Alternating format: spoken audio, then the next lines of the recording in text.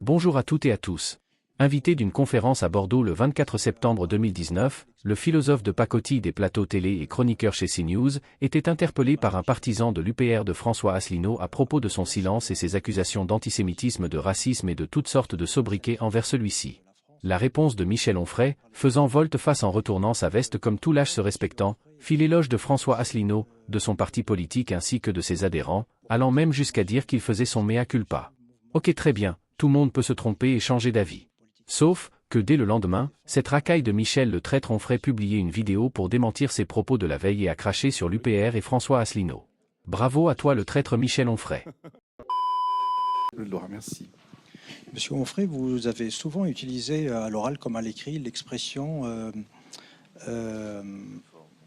empire maastrichtien. À votre place, il y a quelques semaines, Monsieur Régis Debray nous parlait du processus de vassalisation de la France, mais des autres pays d'Europe, par les États-Unis.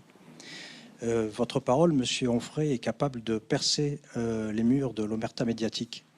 Pourquoi est-ce que vous ne mentionnez jamais l'existence du seul mouvement français, du seul mouvement politique français, du seul homme politique français qui défend un véritable mouvement de libération nationale? Il faut me dire lequel. Monsieur Asselineau. Ah, voilà. Il y a toujours dans une conférence un défenseur de Monsieur Asselineau. Et c'est bien d'ailleurs. Je ne sais pas comment il fonctionne, mais je veux dire, il a du monde partout, il a très peu d'électeurs, mais il y a toujours quelqu'un qui me dit « Mais alors, Asselineau, vous n'en parlez pas, etc. » Alors, j'en ai beaucoup mal parlé, parce que je ne savais pas ce qu'il disait véritablement. J'avais des bouts, des fragments, des choses comme ça, etc. Il se fait que, grâce à des personnes comme vous, qui à chaque fois me rappelaient que je ne parlais pas de Monsieur Asselineau, un jour je me suis dit, je vais voir ce que dit ce monsieur. Et c'est très bien. Et moi j'aime beaucoup ce qu'il dit, et de fait je me suis dit, voilà quelqu'un qui, parce qu'il dit des choses justes, moi dans tout ce que j'ai entendu de lui, je n'ai pas trouvé de choses à redire, vraiment.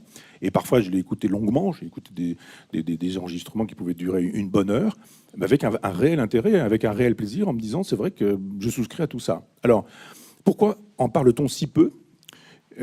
Parce que justement, il dit ce qui est sur l'Empire maastrichtien. Il dit comment ça fonctionne. Il a une mémoire extraordinaire. Il mobilise des savoirs hyper techniques qui font qu'il n'est jamais dans une dissertation d'ordre général. Quand il a quelques idées, il nous explique pourquoi, comment, etc. Il donne des chiffres, il cite des choses extrêmement intéressantes. Pourquoi en parle-t-on si peu ? Parce que c'est ça qui m'intéresse, moi, comme philosophe. C'est parce qu'il dit la vérité. C'est parce qu'il dit des choses justes et qu'on ne veut pas entendre. Le micro, Attendez. s'il vous plaît. Le micro. J'ai bien utilisé le pronom vous. Pourquoi vous en parlez? Ben parce que je suis en train de faire mon outing, monsieur. Là, donc, je viens de vous expliquer que je n'en parlais pas ou que j'en parlais mal parce que j'en parlais partiellement. Je vous dis que j'ai fait un travail qui m'a permis d'aller à la source pour pouvoir juger plus précisément. Et je vous dis qu'après en avoir jugé précisément, je fais l'éloge de votre héros. Donc, j'ai répondu à votre question en vous disant que j'en parlais par oui-dire. On ne devrait pas faire ce genre de choses, mais parce que je l'avais entendu à la télévision, dans quelques débats. J'avais lu ces prospectus politiques au moment des présidentielles ou ce genre de choses. Je n'en savais pas plus et ça me suffisait bien. Mais après, je me suis dit, bon, allons chercher plus précisément ce qui se trouve dit. C'est un discours structuré qui démonte de manière rationnelle et raisonnable le dispositif maastrichtien. Donc la chose essentielle, qui est que la France a perdu sa souveraineté. Si on n'est plus souverain et qu'on est dans un État supranational, cet État, moi je l'ai nommé empire, parce que je pense effectivement que où il y a un État maastrichtien ou un empire, mais que globalement ça s'exclue pas, et que tant qu'on n'avait pas compris que nous étions dans cet empire maastrichtien, on ne comprend pas quel type de politique est possible ou pensable en France, c'est tout. Donc voilà, la chose est enregistrée, elle va pouvoir être dite, Asselineau va pouvoir mettre en boucle le soutien de Michel Onfray, etc.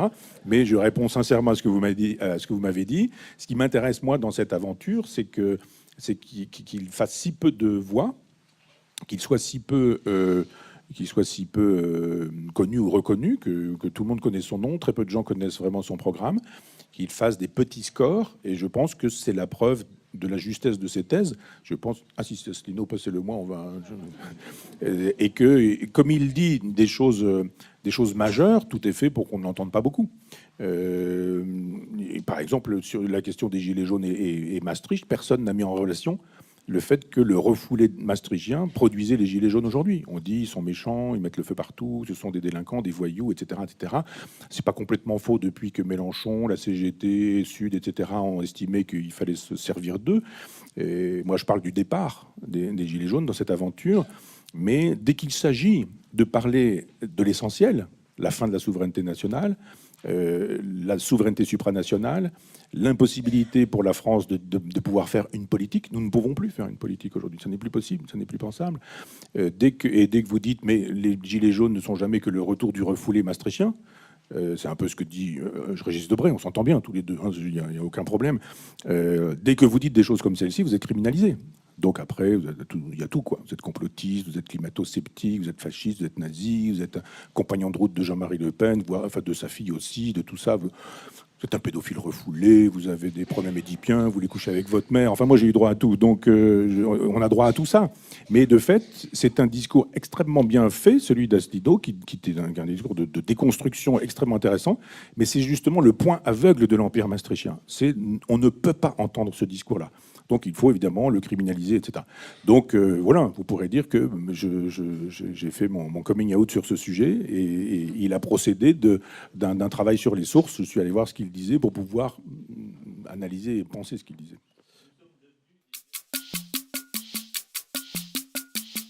Alors j'étais le jeudi 19 à la librairie Molin, nous avons lancé à Bordeaux, l'Université populaire nomade. Et sur le principe, je réponds aux questions qui me sont posées et il y avait un inévitable lecteur, soutien aux militants de François Asselineau.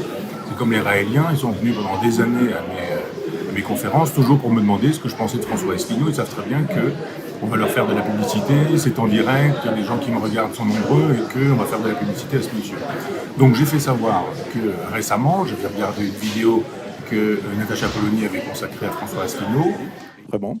Et parfois, je l'ai écouté longuement. J'ai écouté des enregistrements qui pouvaient durer une bonne heure, mais avec un réel intérêt, avec un réel François Asselineau, et que j'avais découvert qu'il y avait des propos extrêmement intéressants chez ce monsieur concernant la critique de l'Europe maastrichtienne, qu'elle était une critique très informée, très documentée, très chiffrée, et que sur ce sujet-là, il était évidemment très intéressant et que je l'ai découvert. Sur le principe de l'humour, j'ai dit que je faisais mon outing, puisqu'effectivement, pendant très longtemps, j'ai dit que je ne connaissais pas le programme de ce monsieur.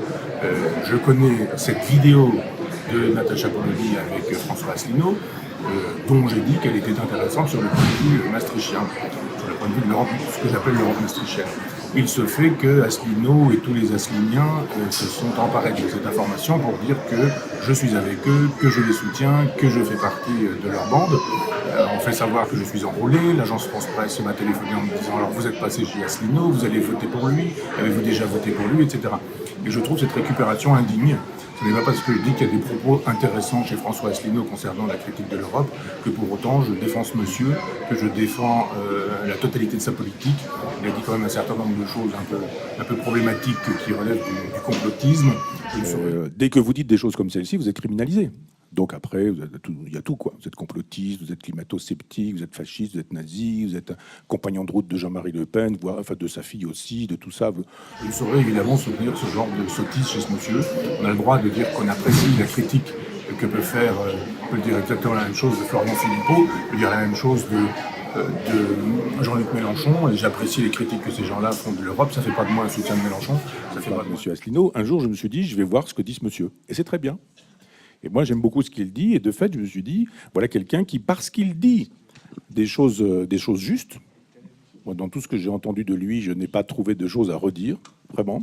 Et parfois, je l'ai écouté longuement. J'ai écouté des enregistrements qui pouvaient durer une bonne heure, mais avec un réel intérêt, avec un réel plaisir, en me disant, c'est vrai que je souscris à tout ça. Alors, pourquoi ça fait pas de moi un soutien de Philippot et ça fait pas de moi non plus un soutien de François Asselineau. Donc je trouve ce monsieur assez détestable et il me rappelle un autre personnage dans son esprit, c'était Raël. Il y avait des Raéliens qui régulièrement venaient me voir en me disant « Oh, mais vous dites des choses qui plaisent beaucoup à Raël, vous êtes tout à fait semblable. » Et un jour j'ai été nommé prêtre honoraire par ce monsieur. Je ne veux pas être prêtre honoraire de monsieur Asselineau qui continue à faire ce qu'il fait. Je l'écouterai. Quand il dira des choses intéressantes, je dirai que ces choses sont intéressantes. Quand il dira des choses sottes, je dirais qu'il dira des choses sottes, il lui arrive d'en dire aussi. Mais je ne soutiens pas ce monsieur, je ne soutiens pas son parti, je ne soutiens pas son projet de société. Donc il serait bien qu'on cesse de croire qu'un propos élogieux sur un homme, quand on dit que sur la question de l'Europe maastrichtienne, il y a des choses intéressantes, ça ne vaut pas un soutien pour la politique totale du personnage, pour son projet, pour ce qu'il est, pour ce qu'il fut, pour ce qu'il sera. Je trouve que ça fait un peu beaucoup et voilà l'intérêt pour moi de cette mise au point. Si cette vidéo sur la volte-face de cette racaille de Michel Onfray vous a plu, et si vous voulez que nous en fassions d'autres, parce que cette racaille est un puits de contradictions, dites-le en commentaire.